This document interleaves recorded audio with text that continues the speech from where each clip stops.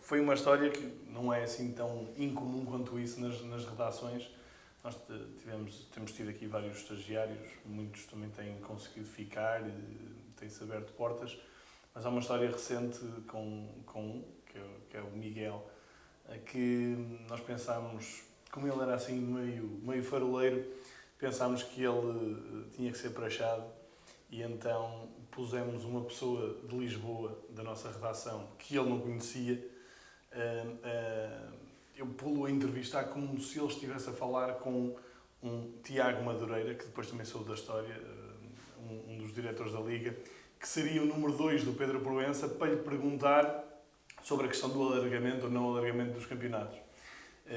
E eu tinha combinado que eu tinha falado com essa pessoa de Lisboa para ele passar a mensagem, ele ia rasgar o Pedro Proença de alta a baixo. E o miúdo foi entrevistá-lo, eu disse, fazes 2 ou 3 perguntas, só mesmo para nós pontuarmos a coisa e vem-se embora. O que é que eu queria? Queria perceber se ele ia ser capaz de depois explorar ali um tema a sério ou não. E a verdade é que ele saiu de lá meia hora depois, já toda a gente sabia da situação, mas todos a fazerem-se de mortos, e ele vem, chega ao pé de mim assim, meio a rir, meio a tremer, e diz... Ele rachou a Proença todo, eu não sei o que é que isto vai acontecer.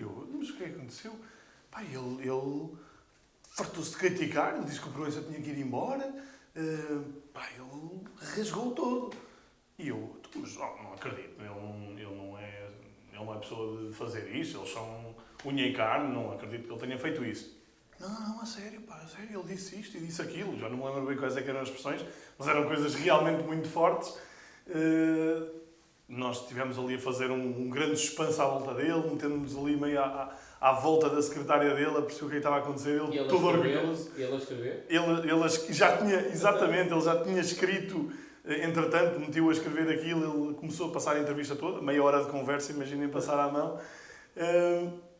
E eu disse, a certa altura eu cheguei lá, ele não deve ter dito isso assim. E deixa-me ouvir mesmo como é que foi. E então meti os fones e ele, este rapaz é o nosso colega da redação lá abaixo, não é nada coisa. Tu enganaste no número, não sei o quê. Pronto, o homem ficou todo arruinado, nós rebentámos com ele dessa vez. Foi uma praxe realmente engraçada. Vou contar aqui um caso do início dessa jornada. Éramos poucos ainda no escritório e todos tratávamos com muito carinho o ambiente. Eu tinha um amigo, um colega de trabalho mexicano, que todo dia, com muito cuidado, regava uma planta que nós tínhamos na janela. Todos os dias.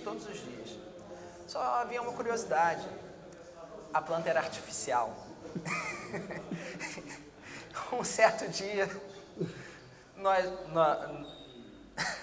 um de nós chegou na planta e viu que ela estava encharcada de água, porque obviamente aquilo não absorvia bem a água, né?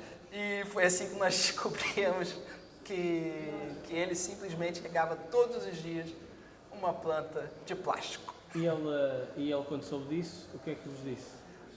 Ele achou muito engraçado, porque... Eu até diria que achou estranho o facto da água continuar lá. Não era só isso, ele conversava com a planta.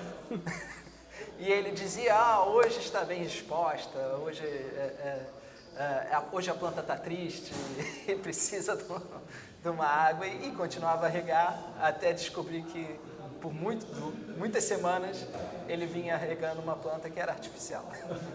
Uma história que mais me marcou, ou das que mais me marcou, foi quando, com poucos meses de trabalho, fui acompanhar um colega meu para fazer a cobertura da festa de campeão do Sporting.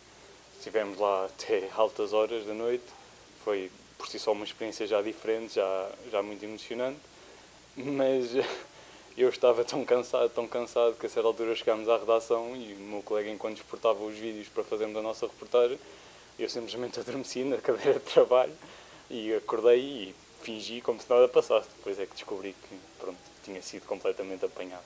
Eu falhei esse prognóstico de Portugal campeão da Europa muito por força de uma ausência de peso de Portugal. Portugal andava sempre ali a morder os pés às grandes potências europeias e nessa altura falhou-nos o Cardinal, teve uma lesão muito grave. Então eu acho que com o Cardinal Portugal ficava muito mais forte e sem o Cardinal a minha esperança era muito reduzida. Lembro-me perfeitamente que eu na altura até disse que achava que Portugal, se passasse o quarto de final, era uma grande vitória e de repente Portugal paulatinamente foi ganhando uma eliminatória ou outra até à final e na final batemos a seleção espanhola e foi uma festa muito grande, mas foi curioso que o meu comentário até surgiu um bocadinho, eu achava que aquilo até motivou os jogadores, nunca tive a oportunidade de lhes perguntar a alguns deles, que felizmente convivo com eles e nunca tive a oportunidade de perguntar, mas eu não duvido que eles ouviram aquilo e também lhes deu uma força extra, quero eu acreditar. Miguel, e aqui? Como é que foi quando as coisas foram evoluindo? Como é que foi aqui o pessoal?